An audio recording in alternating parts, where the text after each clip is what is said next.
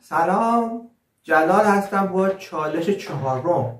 تو چالش اول در مورد عدم اون تفکر ما با عدم تطابق تفکر ما با واقعیت صحبت کردیم. چالش دوم در مورد تنهایی بود و چالش سوم در مورد کیفیت زندگی که ممکن است کاهش پیدا کنه. توی چالش چهارم در مورد وضعیت پایدار میخوایم صحبت کنیم.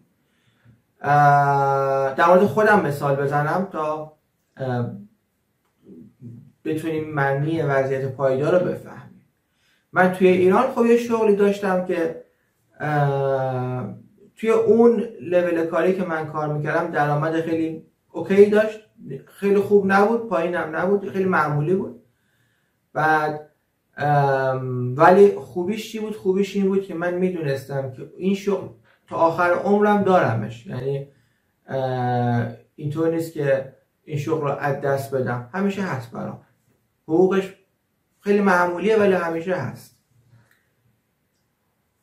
اونجا وضعیتم خیلی استیبل بود، پایدار بود. ولی وقتی اومدم اینجا شغل اولی که من داشتم خیلی محدود بود. به من یه قرارداد مثلا 15 ماهه داده بودن با شرط 6 ماه. یعنی گفتن که تو 6 ماه اگه مشکلی پیش نیاد و بتونیم پروژه رو اداره کنی و تطبیق داشته باشی با اون چیزایی که ما نیاز داریم، بعد ادامهش که میشد مثلا 8 ماه 9 ماه تمدید میکنیم باهات. خب این من از یه جایی اومدم با شغلی که میدونستم تا همیشه دارمش، اینو عوض کردم با این شغلی که اول 6 ماه بود، بعد 15 ماه میشد. بعد اگه خوب میبودم بعد دوباره با چالش بعدی یه شغل دیگه باید میداشتم. اون شغل دیگه باز ثابت بود، نه ثابت نیست. یعنی اون وضعیت پایدارم رو از دست دادم.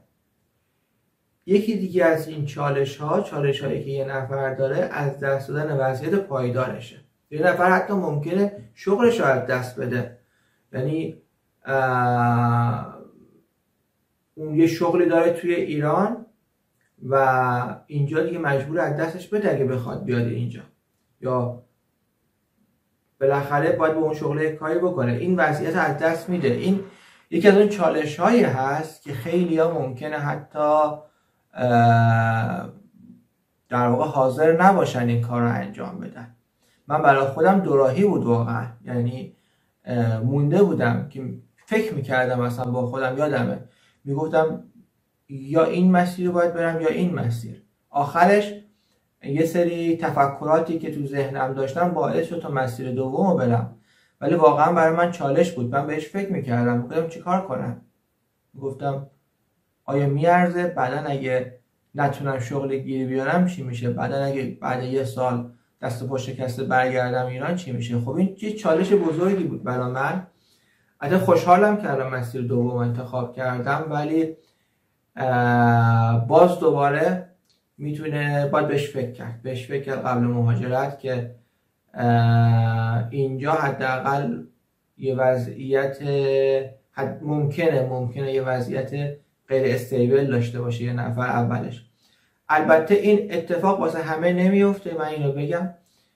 ممکنه بعضیا، چون یکی از روش‌های مهاجرت کاره که خیلی وقتا کسایی که مهاجرت میکنن همون اول کار پرمننت دارن، کار دائمی دارن. برای اونها این چالش مثلا ممکنه دیده نشه. از یه شغل توی ایران میان یه شغل توی اینجا که این شغل پرمننته. ولی خیلی وقتا اینطوری نیست. خیلی وقتا یک نفر تحصیلی داره میاد، یه نفر داره مثلا به عنوان ریسرچر میاد و قراردادها محدوده. یه قراردادی داره با یه طول مدت 2 سال، 1 سال، 3 سال و بعد باید بره دنبال شغل بعدی. که این میتونه یکی از اون چالش هایی باشه که یه نفر قبل مهاجرت باش رو در رو هست و باید بهش فکر کنه و دیگه تصمیم بگیره که چه کاری میخواد انجام بده. موفق باشین. با چالش بعدی منتظر من باشین.